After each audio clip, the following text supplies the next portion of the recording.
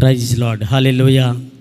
Bible గ్రంథంలో ఆదికాండము 37వ అధ్యాయం అంతా మనం చూసినట్లయితే యోసేపు గురించి అక్కడ అనేక విషయాలు రాయబడ్డాయి. యాకోబు కుమారుడైన యోసేపు వారి కానాను దేశంలో ఉన్నప్పుడు వారి యొక్క అన్నదమ్ములు చెడ్డగా వారు జీవిస్తూ ఉన్నారు. వెంటనే యోసేపు ఆ చెడ్డ సమాచారాన్ని తన యొక్క తండ్రి దగ్గరికి వెళ్ళి చెప్పినప్పుడు అన్నదమ్ములందరూ కూడా యోసేపు మీద అసూయ పడుతూ ఉన్నారు. యాక్చువల్గా పెద్ద కుమారుడు రూబేను ఆ బాధ్యతని తీసుకోవాలి, కానీ రూబేను ఆ బాధ్యతను ఆయన తీసుకోలేదు. యోసేపు, యవనస్తుడైన యోసేపు తన అన్నదమ్ములు చెడ్డగా జీవించినప్పుడు ఆ సమాచారాన్ని తండ్రి వద్దకి ఆయన చేరవేస్తూ ఉన్నారు.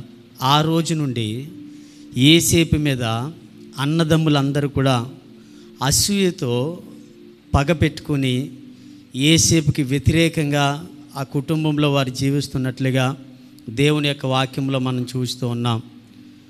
యోసేపు యాకోబు ఏ దేవుణ్ణి అయితే సేవిస్తూ ఉన్నారో యోసేపు అదే దేవుణ్ణి ఆయన సేవిస్తూ ఉన్నారు. యోసేపు దేవుణ్ణి సేవిస్తూ ఉన్నారు కాబట్టి దైవ సంబంధమైన కళల ద్వారా యోసేపుతో దేవుడు మాట్లాడుతూ ఉన్నారు. ఒకానొక సమయంలో యోసేపు ఒక కళ ఆయన కన్నారు. ఒక పొలములో అందరూ పని చేస్తూ ఉండగా యోసేపు యొక్క పన లేచి నిలబడి ఉంది. మిగతా వారి పనులన్నీ కూడా యోసేపు యొక్క పన దగ్గర సాగిలపడి సాష్టాంగపడుతున్నట్లుగా యోసేపు దైవ సంబంధమైన ఆయన కళను కన్నట్లుగా వాక్యంలో మనం చూస్తూ ఉన్నాం. వెంటనే అన్నదమ్ములకి యోసేపు ఈ విషయాన్ని చెప్పినప్పుడు యోసేపు మీద వారు అసూయ పడుతున్నట్లుగా మనం చూస్తూ ఉన్నాం.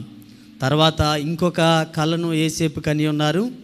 సూర్య చంద్రులు 11 నక్షత్రములు నాకు సాష్టాంగ పడుతూ ఉన్నాయని యోసేపు తన అన్నదమ్ములకి రెండవ కళ గురించి చెప్పినప్పుడు అన్నదమ్ములు అలాగే కుటుంబ సభ్యులందరూ కూడా అతని యొక్క దర్శనాన్ని, ఆ కళను వాళ్ళు అర్థం చేసుకోలేకపోతూ ఉన్నారు. యోసేపు మీద ఇంకా ఎక్కువగా అసూయ పడినట్లుగా బైబిల్ గ్రంథంలో మనం చూస్తూ ఉన్నాం. మిద్యానీయులకు అన్నదమ్ముల ద్వారా ఆయన అమ్మబడి ఉన్నారు. పోతీఫర్ యొక్క భార్యను బట్టి, ఆ భార్య చేసిన పనిని బట్టి ఆయన చెరసాలలోకి వెళ్ళినట్లుగా వాక్యంలో మనం చూస్తూ ఉన్నాం. ఎన్ని నిందలు వచ్చినా, వ్యతిరేకతలు వచ్చినా దేవుడు యోసేపుకు తోడుగా ఉన్నాడు. ప్రియమైన దేవుని బిడ్డలారా, నువ్వు దేవుని యొక్క రక్తంలో కడగబడ్డావు. క్రీస్తు యొక్క సంఘములో నువ్వు చేర్చబడ్డావు. దేవుని యొక్క సంఘములో దేవుని యొక్క మహిమతో నువ్వు నింపబడి ఉన్నావు. యోసేపుకి తోడుగా ఉన్న దేవుడే నీకు కూడా తోడుగా ఉన్నాడు.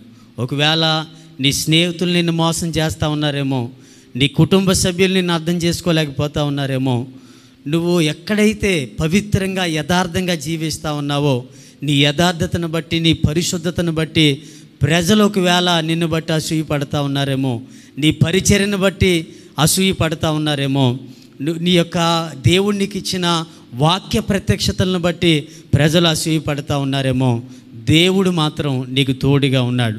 ఎర్ర సముద్రాన్ని 2 పాయలు చేసిన దేవుడు, ఇశ్రాయేలు ప్రజలకి మన్నాని పంపించిన దేవుడు, బండ నుంచి నీళ్లను పంపించిన దేవుడు, అద్భుతాలు ఆశ్చర్యకార్యాలు అరణ్యంలో చేసిన దేవుడు మీకు ఆయన తోడుగా ఉన్నాడు. యోసేపుని దీవించిన దేవుడే మీ అందరిని కూడా దేవుడు దీవించాలని అనుకుంటా ఉన్నారు. నిషేధించిన రాయి మూలకే తలరాయిగా మార్చబడుతూ ఉంది. ఎవరైతే యోసేపుని నిషేధించారో, ఎవరైతే తృణీకరించారో, ఒకానొక సమయం వచ్చినప్పుడు దేవుడు ఏ కళ ద్వారా అయితే యోసేపుతో మాట్లాడారో ఆ కళ యోసేపు జీవితంలో నెరవేర్చబడింది. అన్నదమ్ములందరూ కూడా యోసేపుకి సాగిలు పడుతున్నట్లుగా వాక్యంలో మనం అందరం కూడా చూస్తూ ఉన్నాం. ఎవరైతే ఈ ప్రసంగాన్ని వింటూ ఉన్నారో ప్రభు చెప్తా ఉన్నారు, ప్రియమైన దేవుని బిడ్డలారా, ఈ మనుషులు మిమ్మల్ని తృణీకరించిన, ఈ లోకంలో ఉన్న ప్రజలు మిమ్మల్ని తృణీకరించిన, ఇదిగో నీలో ఉన్న పరిశుద్ధ ఆత్మ దేవుడు, నువ్వు ఆరాధిస్తున్న దేవుడు, నువ్వు సేవిస్తున్న దేవుడు, నువ్వు ప్రేమిస్తున్న దేవుడు, నువ్వు ప్రార్థన చేస్తున్న దేవుడు, ఏ మందిరానికైతే నువ్వు వెళ్తా ఉన్నావో, ఏ యెహోవా మందిరాన్ని అయితే నువ్వు సేవిస్తూ ఉన్నావో అదే దేవుడు, యేసేపుని దీవించిన దేవుడు నిన్ను కూడా దీవించాలని ఆయన అనుకుంటా ఉన్నాడు. దేవుని యొక్క బలమైన సన్నిధితో ఆయన నింపాలని అనుకుంటా ఉన్నాడు. అనేక మందికి పరిమళ సువాసనగా నిన్ను దేవుడు చేయాలని అనుకుంటా ఉన్నాడు. యేసు నామములో అది నీ జీవితంలో జరుగునుగాక. ఆమేన్.